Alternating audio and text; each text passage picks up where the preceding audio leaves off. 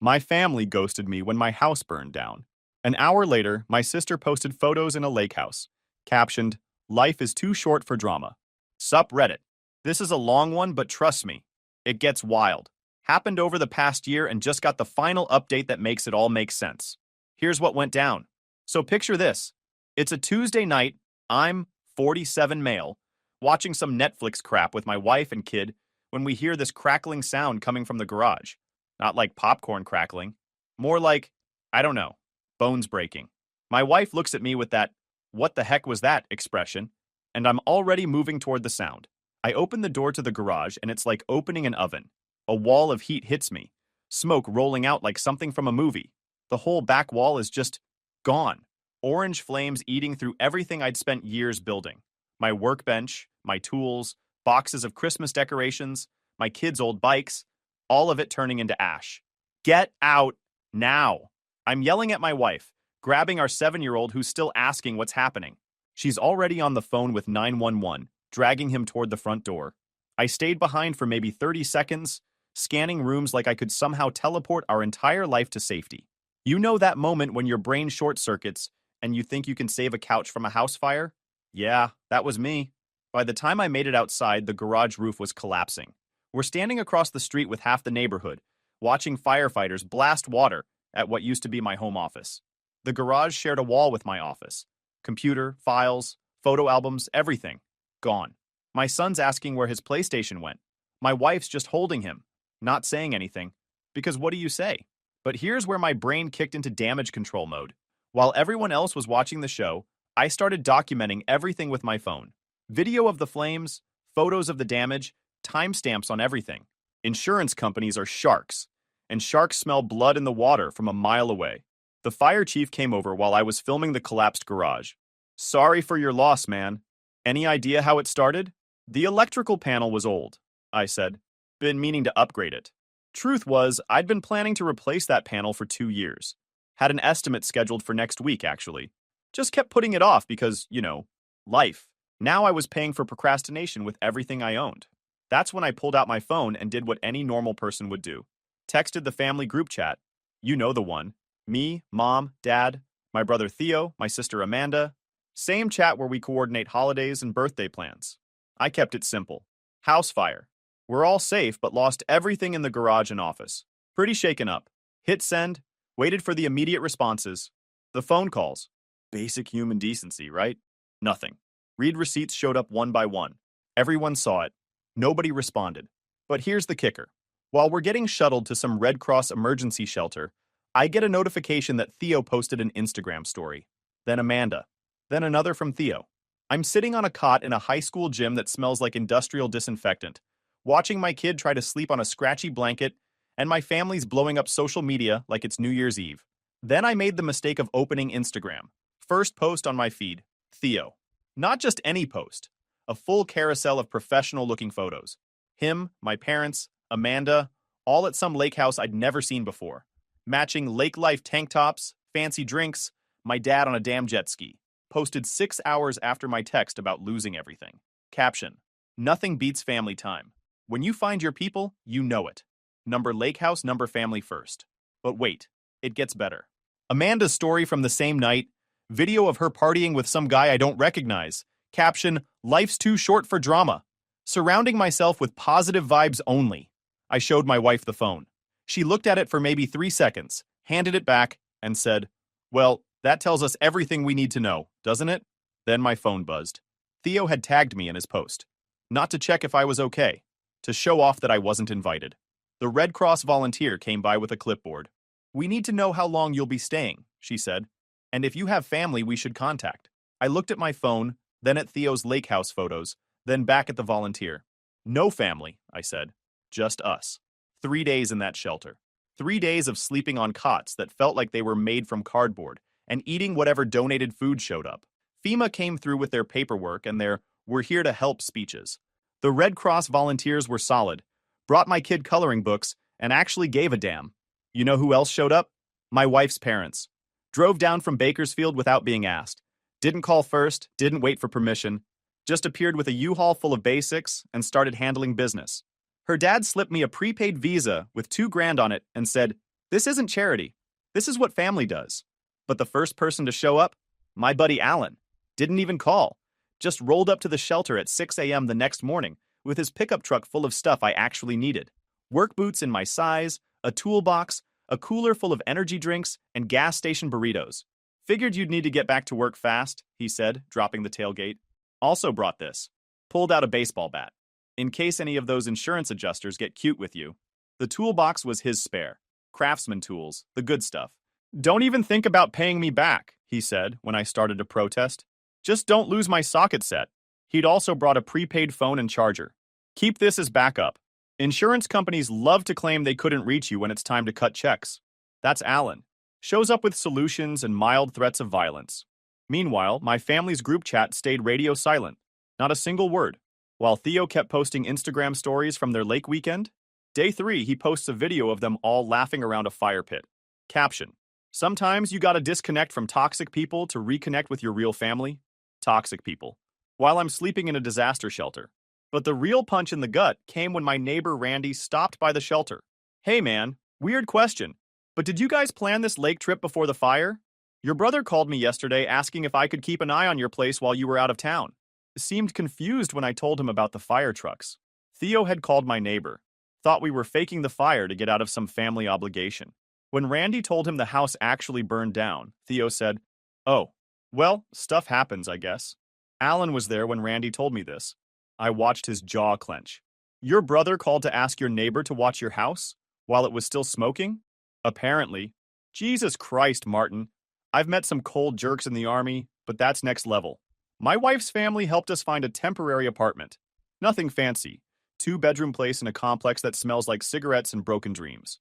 But it was ours for the month, and they covered first and last month's rent without blinking. That's when I started picking up work wherever I could find it. Day labor, handyman gigs, anything that paid cash while we waited for insurance to sort their stuff out. Alan hooked me up with a demo crew he knew. Hard work, but honest money, and they paid daily. Learned real quick that insurance companies are basically legalized robbery. Their first offer was insulting. Barely enough to replace the drywall, let alone rebuild. But I'd been documenting everything since the night of the fire. Photos, receipts, contractor estimates. Alan had taught me that from his flood experience. But here's where it gets interesting. I'm working a demo job in Burbank when my phone rings. Amanda. First time she's called since the fire. Hey, so are you getting a big insurance payout from this? Because I'm starting a wellness coaching business and could really use an investor. I hung up without saying a word. She called back immediately. Let it go to voicemail. Martin, don't be dramatic. It's just business. Family should support each other's dreams. Dreams. My house burned down and she wants venture capital. Most people would have taken the lowball insurance offer because fighting them feels like trying to nail Jell-O to a wall. Not me. I got 3 contractor estimates, itemized every single damaged item, and put together a spreadsheet that would make an accountant weep. Alan helped with this part too. The key was treating it like a business negotiation, not a tragedy. I researched current material costs, got quotes for labor, even found comparable sales data for my tools. Created separate categories: structural damage, personal property, additional living expenses, and code upgrades. Each category had its own documentation packet. The fire report noted probable electrical origin, and I had documentation showing I'd scheduled an estimate for panel replacement. That meant they were liable for bringing everything up to current code, not just replacing what burned. Funny how their offer magically doubled when I showed up with actual documentation instead of just hoping they'd be fair. The adjuster tried to lowball the electrical work, claiming the old panel was adequate. Alan stepped forward, all 6'3" of him, and said, "You calling my buddy a liar?" I pointed out that adequate doesn't meet current code, and code compliance was required for any permit. The adjuster signed off real quick after that. First lesson learned: nobody looks out for your interests except you. Second lesson: paperwork beats emotions every single time. Third lesson: having a large friend with military training doesn't hurt during negotiations. 2 weeks later, I'm working a construction cleanup job in Glendale when my phone starts blowing up. 45 missed calls in 90 minutes. All from the family group chat. My phone's buzzing like it's having a seizure. One text from mom waiting when I checked. Urgent. We need you to call back immediately. It's about $8,000. I sat in my truck reading that message while more texts rolled in. Theo. Bro, this can't wait. Call me. Amanda. Please don't make this harder than it has to be. Mom again. We know you have access to money. This is family. Access to money. That's rich. They didn't give a single damn when I lost everything, but suddenly I'm their emergency ATM. I didn't call back. Let the phone keep buzzing while I thought about the last few weeks. How they'd watched my family sleep on shelter cots and said nothing. How they'd posted vacation photos while we figured out how to replace everything we owned. How they'd acted like I didn't exist. More messages kept coming. Theo. Dad's co-signer fell through on the cabin loan. They're threatening foreclosure. Amanda. It's just temporary. You know we're good for it. Mom. Don't let pride destroy this family. Then Theo sent a photo. Bank notice. The cabin wasn't some family retreat. It was a $400,000 investment property they'd bought to flip. The co-signer who fell through, some business partner who discovered they'd been lying about their income. But here's the kicker. The address looked familiar. I reverse searched it on Google Maps. Recognize that lake house from Theo's Instagram posts? Yeah. They'd been partying at their investment property while I was homeless. That's when I called Alan. Remember that lake house Theo was posting from? The one where they were partying while you were in the shelter? Yeah, what about it? It's the investment property they want me to bail out. Long pause. Are you kidding me? Nope. They bought a $400,000 lake house to flip, partied there while me and my family were homeless, and now want me to save them from foreclosure. Martin, I've seen some cold stuff in my time, but this is sociopathic. What are you going to do? What I did was implement what I now call the nuclear option. But first, I needed to understand exactly how deep this rabbit hole went. I spent the next hour going through their social media with a fine-tooth comb. Turns out Theo had been posting about his real estate ventures for months. Amanda had shared articles about building generational wealth through property investment. Dad had been bragging at his golf club about becoming a property developer. Pride. Right. They'd rather watch me lose my house than interrupt their real estate speculation party, but I was the one with a pride problem. More calls, more texts. Then Amanda tried a different angle. Mom's crying. She says you're abandoning the family when we need you most. Is this who you really are? The real kicker came 20 minutes later. A text from Mom's phone, but it was obviously Amanda typing, "Your nephew asked why Uncle Martin doesn't love us anymore." How do I explain this to a child? Amanda had no freaking kids. They were literally making up fake children to guilt me. I screenshotted that one and added it to my growing collection of nonsense. Then Theo called from Dad's phone. "Martin, it's Dad. I'm in the hospital. They found something on my latest scan." Except I could hear Theo whispering to someone in the background, and there were no hospital sounds. No beeping machines, no announcements, no medical staff. Just dead silence and Theo trying to sound like our 62-year-old father. I screenshotted everything. Every message, every call log, every guilt trip, every lie. Then I went into my banking app and started cutting ties. Closed the joint savings account I'd opened for Theo's consulting business 3 years ago by draining it to zero. Turned out he'd been using it to fund his crypto gambling. The account history was a nightmare of transfers to Coinbase and Robinhood. Removed my parents as authorized users on my credit card, though somehow luxury dinners and designer handbags kept showing up on the statements. Demanded Amanda refinance her car loan within 30 days to remove my cosign. When she couldn't, she defaulted, and the lender repossessed. I froze my credit at all 3 bureaus and placed fraud alerts. Changed every password. Revoked all powers of attorney and removed their online access to anything with my name on it. Set up 2-factor authentication on everything. But I wasn't done. I had one more card to play, and Alan had given me the idea. The nuclear fallout started within a week. Amanda called crying about her car getting repossessed. Apparently, she'd been 3 months behind on payments, and my cosign was the only thing keeping it from being towed. "I can't get to work without a car," she sobbed. "Stop with this nonsense. This is going to ruin my life." I listened to the whole speech and then said, "Maybe you should have thought about that before asking me to invest in your wellness coaching scam while my house was still smoking." Hung up before she could respond. Theo texted me a photo of an eviction notice. Turned out his consulting business was basically him day trading crypto and losing money faster than he could borrow it.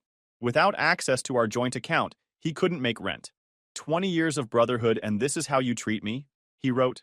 I replied with just the screenshot of his lake house posts. No words needed. But he wasn't done. He posted a public Facebook rant about me. Full blast, no holds barred. Called me a sociopath who abandoned family in their darkest hour. Said I was using a house fire for sympathy while refusing to help when it really mattered. Straight went for character assassination. The comments were worse. People who didn't know the whole story agreed with him. Your brother sounds like a narcissist. Family is everything. Blood is thicker than water. Alan saw it and called me immediately. Dude, your brother's going nuclear on Facebook. Are you seeing this stuff? Yeah, I'm looking at it now. What's your play? Total warfare. So I made one post. Simple. 4 screenshots. First, my original house fire. We're all safe but lost everything text with the timestamp. Second, Theo's nothing beats family time. Post from the same night. Third, the bank notice for their $400,000 investment property. Fourth, Amanda's text asking for startup money while we were in the shelter. Caption: some people show their true colors when you need help. Others show them when they need money. These were taken the same week. Alan saw it first and commented, "Your family makes my ex-wife look reasonable, and she tried to sell my truck while I was deployed."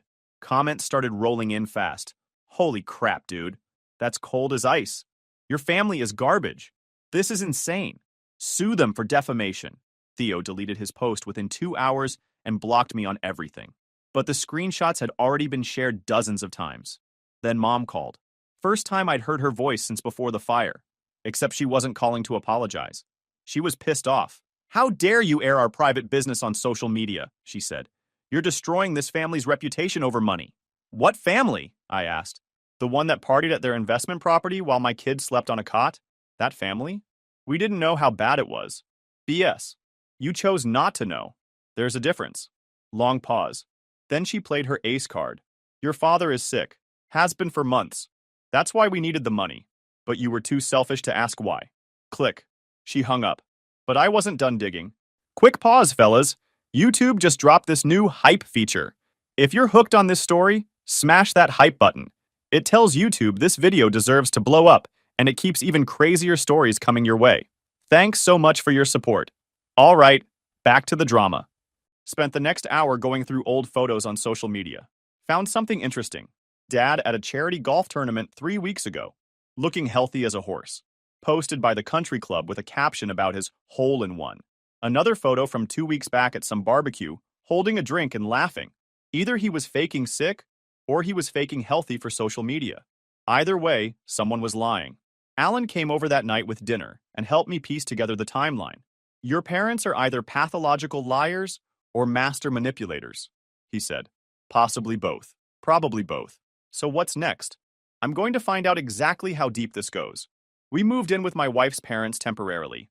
I fought it at first. Pride, I guess. But they insisted. You have a child, my mother-in-law said.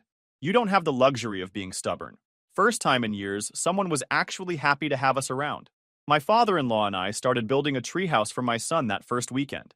While we were measuring lumber, he said something that stuck. You can't light yourself on fire to keep other people warm, Martin. They'll just keep asking for more matches. That week, I formally demanded a full trustee accounting from my parents. My lawyer brought in a forensic accountant, and that triggered a comprehensive audit of the trust's financial records. As a beneficiary, I had the right to see where every dollar had gone for the past decade. What I found left me speechless. It made everything click into place. The trust wasn't some modest family savings account. It was worth nearly $2 million. My grandfather's life insurance, property sales, investment gains over 30 years. And my parents had been using it like their personal ATM for the last decade. Loans to themselves that were never repaid. Emergency withdrawals for home improvements and vacations. They'd blown through almost $800,000 of what should have been inherited money. The cabin they were about to lose? Bought with trust money. Theo's crypto trading account? Funded with a loan from the trust? Amanda's wellness coaching certification courses? Trust money. They'd been living high on money that wasn't technically theirs, while asking me to co-sign their debts and bail them out of their mistakes. The sick feeling in my stomach wasn't from anger anymore. It was from understanding how completely I'd been played. I called Alan and walked him through the documents. Wait, he said. So they've been blowing your inheritance on stupid stuff for 10 years, and then asking you to bail them out when their stupid stuff fails? That's exactly what they've been doing. And the trust is supposed to be for the whole family? According to them, yeah. Martin, you need to dig deeper. This smells like fraud. Then Theo showed up at my in-laws' house. I hadn't seen him since before the fire. He looked like hell. We need to talk, he said. I stepped outside and walked to the end of the driveway. He followed. We stood under the streetlight for a minute before he spoke. They're panicking, he said. Dad's talking about declaring bankruptcy. Amanda moved back in with them. Mom cries the whole time. Good. Good? Are you serious? Dead serious.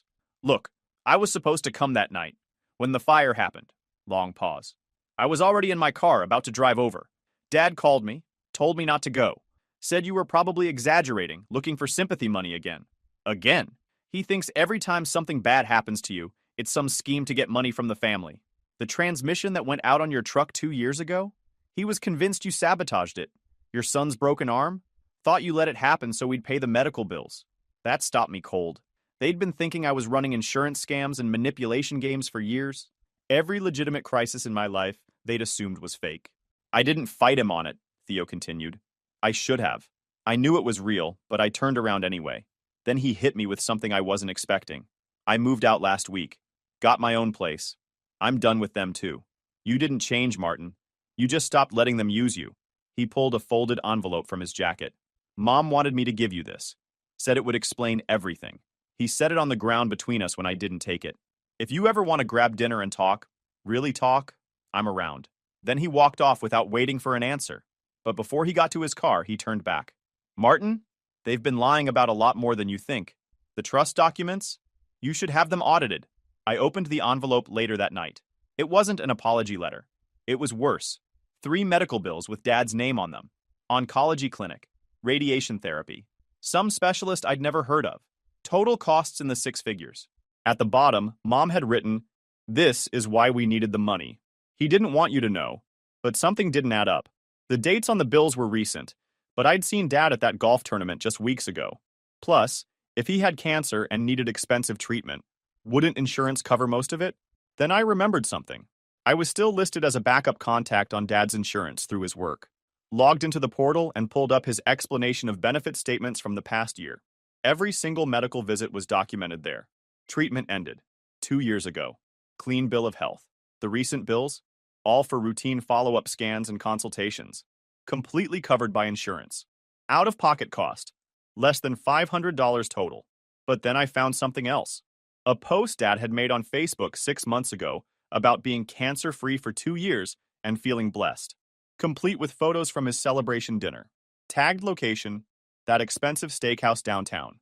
My parents had manufactured a medical crisis to guilt me into giving them money for their failing real estate investment. They'd used Dad's old cancer diagnosis, a real thing from years ago that he'd beaten, and presented current routine care as an emergency. I called Alan, told him everything. Are you kidding me? Nope. They tried to scam me with fake medical bills while I was rebuilding from a house fire. Martin, that's not just shitty. You could probably press charges for attempted fraud. The call came that afternoon. Dad's voice shakier than I'd ever heard it. Martin, I need to tell you something. Hospital sounds in the background. Beeping machines, distant announcements. But now I knew he was there for a routine scan, not emergency treatment. We made some mistakes, he said. Financial mistakes. We thought the cabin would turn around quickly, but the market shifted. We're deeper than we planned. How deep? If we don't come up with $40,000 in the next month, we lose everything. The house, the cabin, all of it. $40,000, not the $8,000 they'd originally asked for. They'd been planning to hit me up for more money once I'd proven I was willing to help. He continued, You've been carrying this family for years. I thought you were weak, trying to buy love, but you were just trying to hold us together. Long pause. Heart monitors beeping. If you never help us again, I'll understand. I just didn't want to go without saying it. I was sitting on my in-laws' back porch, watching my son play in the treehouse we'd built, listening to my wife laugh at something on TV inside. I realized I wasn't angry anymore. I was just done. I know about the trust, I said. I know about the real estate scheme. I know Dad's cancer is in remission, and has been for 2 years. Silence. Then the sound of a phone being hung up. That was the moment I knew there was no coming back from this. But I had one more move to make. Something Alan had suggested when I told him about the fake medical bills. You should document all of this, he'd said. So I started a file. Every text message, every voicemail, every false document. Built a timeline of their lies and schemes. Figured I might need it someday. 6 months later, my wife and I bought a small house outside the city. I'd been working 7 days a week, construction during the day, welding classes at night, building up skills that couldn't be taken away or borrowed against. I registered an LLC, Martin's Metalwork Services, opened a business checking account, bought a used work truck with proper toolboxes and a welding rig in the bed, started bidding on small commercial jobs. Handrails, security gates, custom brackets for contractors. The business was growing faster than I'd expected. Word spreads quickly in construction when someone actually shows up on time and does clean work. I landed a contract to fabricate all the stair railings for a new office building, $15,000 job that would take me 3 weeks. Alan helped me set up the shop properly. We built custom storage racks for steel stock, set up proper ventilation for welding, even installed a small crane for lifting heavy pieces. The shop looked professional, felt professional. Then I spotted something interesting in the local real estate listings. That lake house Theo had been posting from? It was showing up in pre-foreclosure signals that I'd been tracking through a local investor network. An asset manager I knew mentioned they were looking for quick buyers with cash for distressed properties. I put together a due diligence packet on the property, comparable sales, inspection reports, title research, the works. Connected the asset manager with a real estate investor I'd met on a job site. Guy who specialized in distressed properties. The investor was interested. We structured a deal where I got a flat consulting fee for the introduction and research, $5,000 for bringing them together and providing the analysis. Legal, ethical, and profitable. My parents lost their investment property to a guy I brought to the table. They'd never know I was involved, but I'd know. Sometimes the best revenge is just good business.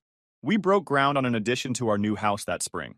I poured the concrete pad myself with help from my father-in-law and Alan. Used a transit level to get it perfect. Checked dimensions 3 times before the concrete truck showed up. Set the anchor bolts by hand, making sure each one was plumb and the right depth. You know what I like about concrete? Alan said, while we smoothed the surface with a screed board. It's honest. You either do it right or it cracks. No middle ground, no negotiation, no family drama BS. The framing went up fast once the concrete cured. Pressure-treated sill plates, engineered lumber for the floor joists, and I did all the metal connections myself. We're not hiring contractors, building it one beam at a time. No loans, no timelines, just sweat and steel and patience. My son picked out paint colors for what will be his workshop when he's older. Red like Iron Man, he said. My wife started planning where to put her art studio. Alan comes by most weekends to help with the heavy lifting. Doesn't ask about my family, doesn't offer therapy sessions, just shows up with coffee and starts working. That's real friendship right there. Theo texted occasionally but kept it light. Work updates, nothing personal. He'd found steady work at a machining shop and seemed to be keeping his head down. I kept him on unofficial probation. Steady job, no asks, at least 6 months minimum before we even consider meeting up. He seemed to get it. Meanwhile, Amanda's wellness coaching business folded after 3 months. Turns out Instagram followers don't automatically translate to paying customers. She moved back in with my parents and started working retail again. But I was building more than just an addition. I was building a fortress. Financial, legal, and emotional. Nobody was ever going to use me like that again. It's been a year since Dad's hospital call. A year since I discovered they'd tried to scam me with fake medical bills. I never asked how their financial situation turned out. Never followed up to see if they lost the house. Figured if it was serious, someone would let me know. If it wasn't, they could deal with the consequences they'd created. The addition is finished. Nothing fancy, just solid construction on land we actually own. The soil's terrible for growing anything, but it's ours. I work 6 days a week now. Metal workshop, construction gigs, building custom pieces for clients who pay on time. My son has his own room now, complete with the red walls he wanted. He's already planning what tools he wants to learn to use when he's older. My wife's art studio gets morning light through the windows I installed myself. She's never once suggested I should reach out to my family. Never implied I was being too harsh. She lets the silence stay silent. People ask about my family sometimes. I just say we're not close and change the subject. Everyone has a version of that story. Mine just happens to include a house fire and attempted fraud. I don't check their social media. Don't know if they lost the house where Amanda works now, whether Theo kept that machining job, and I don't want to know. Not out of anger, just complete indifference. Then last month, something else came to light during the ongoing legal proceedings. The forensic accounting my lawyer had ordered months earlier had uncovered something that went way deeper than anyone expected. Martin, I need you to sit down for this, the lawyer said. We retrieved your grandfather's original will from his attorney's files. The probate was never actually opened when he died. Turns out the trust I'd been listed as a beneficiary on, that was all bullshit. According to the original will, the one we lodged with the court last week, I was supposed to inherit 75% of my grandfather's estate directly. The other 25% was split between my parents. My parents had never created a family trust. They'd created a fake trust document and convinced everyone, including me, that the money belonged to the whole family. For 28 years, they'd been stealing my inheritance and using it like their personal piggy bank. The forensic audit found $800,000 in unauthorized withdrawals over 10 years. But it wasn't embezzlement from a family trust. It was theft from my inheritance. Money that had legally belonged to me since I was 19 years old. We've filed for an emergency injunction to freeze their assets, the lawyer continued. We're seeking a constructive trust on any property purchased with your money. The civil claims include breach of fiduciary duty, conversion, and accounting. With interest and penalties, they could owe you over $1.2 million. My parents would face criminal charges, but that process moves slowly. The civil case would likely settle within 12 to 24 months. Any assets bought with my money, including that damn lake house, were part of our recovery efforts. Martin, are you still there? I was still there. Just trying to process that my family hadn't just betrayed me during the fire. They'd been stealing from me for most of my adult life. Theo texted me that evening. First message in months. Did you know about the inheritance thing? I replied, found out today. Did you? Hell no. Mom told us Grandpa left everything to the family. I had no idea it was supposed to be yours. Jesus, Martin. They stole over $1 million from you. Long pause. Then another text. I spent your money. The crypto trading, the lake house parties, all of it. I'm so screwed. I stared at that message for a long time. My brother had unknowingly spent my inheritance while I was working construction jobs to pay for his mistakes. The irony was almost funny. The lawyer says anyone who benefited from the fraud could be held liable, I texted back. You might want to get your own attorney. Are you going to come after me? I thought about it. Theo had been a jerk, but he genuinely didn't know the money was mine. He was guilty of being a spoiled brat, not a criminal mastermind, and he'd been clean at that machining job for over 6 months now. Get clean, stay clean, and we'll see. I called Alan and told him the whole story. His response was exactly what I expected. Jesus, that's like advanced level jerk behavior?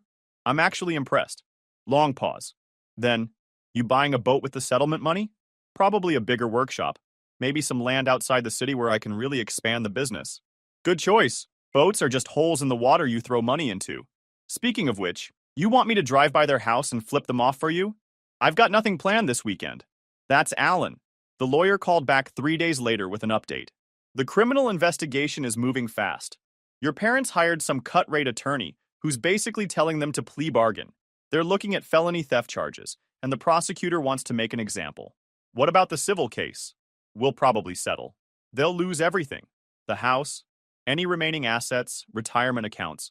You'll get most of your money back, plus damages. Could be looking at $1.5 million when it's all said and done. $1.5 million.